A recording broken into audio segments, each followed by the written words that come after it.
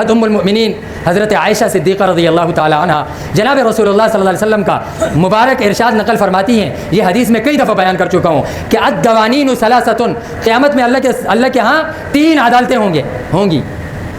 پہلی عدالت کے بارے میں فرماتی ہیں کہ دیوان لا یعبأ اللہ بہ منہ شیئا، ایک عدالت وہ ہوگی کہ اللہ کو اس کے متعلق کوئی پرواہ ہی نہیں ہے، اللہ جسے چاہے معاف فرما دے، جسے چاہے پکڑ لے، جسے چاہے ایک نیکی پر جنت میں بھیج دے، جسے چاہے ڈھیر سارے اعمال کے باوجود جہنم کی راہ دکھا دیں۔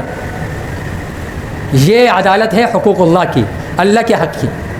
دوسری عدالت دیوان لا یترک اللہ، ایک دوسری عدالت وہ ہے کہ اللہ اس میں سے کوئی چیز بھی نہیں چھوڑیں گے، معمولی باتوں پر 1 بال 1 روپیہ 1 آنا 1 پیسہ 1 پئی کا بھی حساب لیا جائے گا۔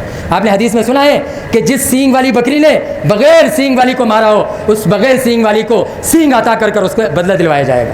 اتنا سخت عدالت میں حساب ہے۔ یہ جو عدالت ہے یہ ہے حقوق العباد کی عدالت۔ ہم یہ سوچتے ہیں کہ میں تو ٹھیک ہوں، سامنے والا غلط ہے۔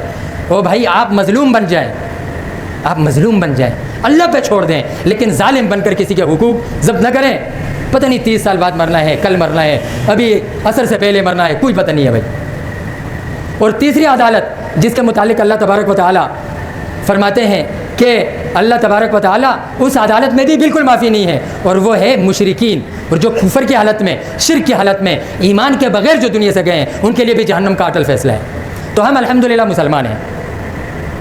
پہلی عدالت جو عفو اور درگزر کی بنیاد پر اللہ معاف کریں گے، اس کے لیے ضروری ہے کہ ہم اللہ سے ہمیشہ یہ امید رکھیں کہ یا اللہ میری نماز، میرا روزہ، میرا صدقہ، میرا رشتہ داروں کے ساتھ اچھا سلوک، میرا لوگوں کو معاف کرنا، یہ سب چیزیں یا اللہ تیری طرف سے ہیں، یہ مجھے جنت نہیں لے جا سکتی، اگر میں جہنم سے بچوں گا، جنت جاؤں گا تو تیرے فضل سے جاؤں گا۔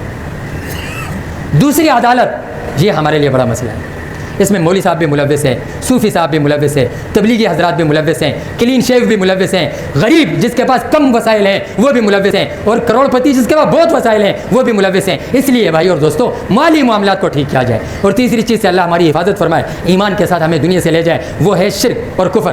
اس کے لیے بھی ضروری ہے کہ رات کو سوتے ہوئے بھی آپ اپنے ایمان کی تجدید کریں، اور صبح اٹھتے ہوئے بھی اپنے ایمان کی تجدید کریں۔